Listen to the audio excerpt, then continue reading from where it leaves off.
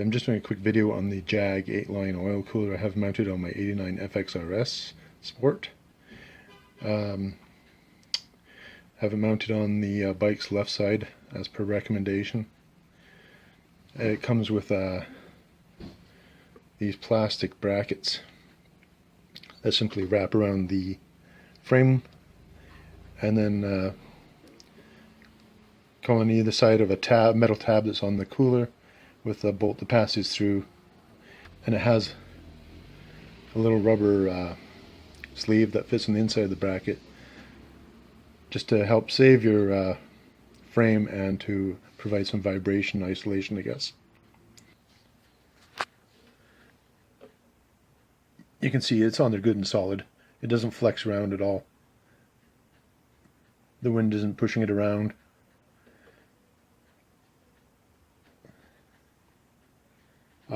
The kit came with brackets that would fit a variety of frame tube sizes. So there's a whole bunch of these in the box that you just don't need. It came with oil line, but it did not have enough oil line in the kit to run all the way back to the oil filter on an older FXR, because the oil filter is back under the transmission case, unlike the newer bikes that have the oil filter right here, in which case there would be plenty of oil line to run it to a newer engine.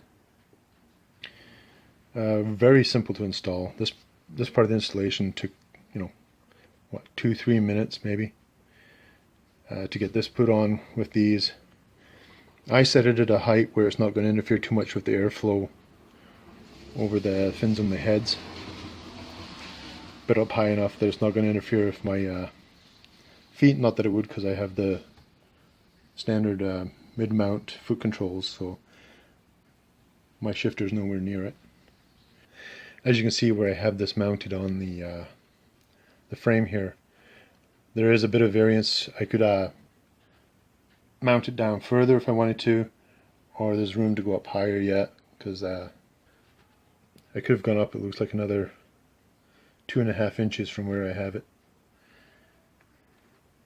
So somebody with forward controls, which mount here, means you can still go up a bit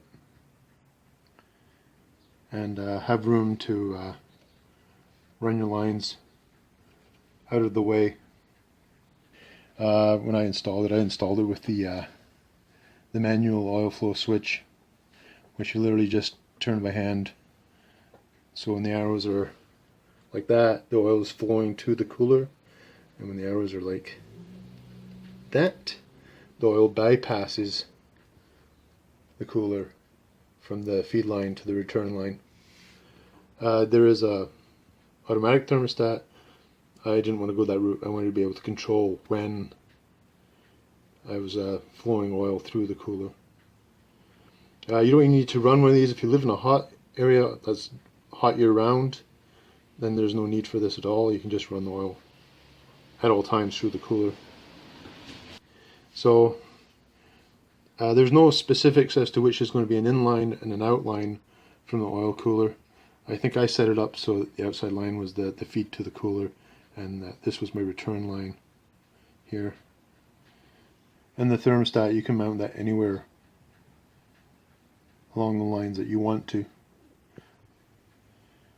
And I basically mounted it. This length here was determined by the length of the nipple coming out from the bottom of the oil cooler and the length of the nipple coming off of the switch. So I would have had it up closer if I could have, but that just wasn't going to work because I'm already pretty much nipple to nipple within these rubber lines. Like I said, piece of cake to install. And I find it functions quite well. And it's pretty unobtrusive. You can see I just run the lines over top of the lower frame here. The harder part was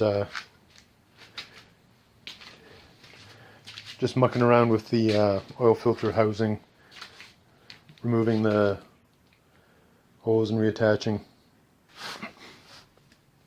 So here we are at the oil pump, and what you have here is the line from the oil tank to the pump, and then this line here is the return line from the pump that goes to the oil filter.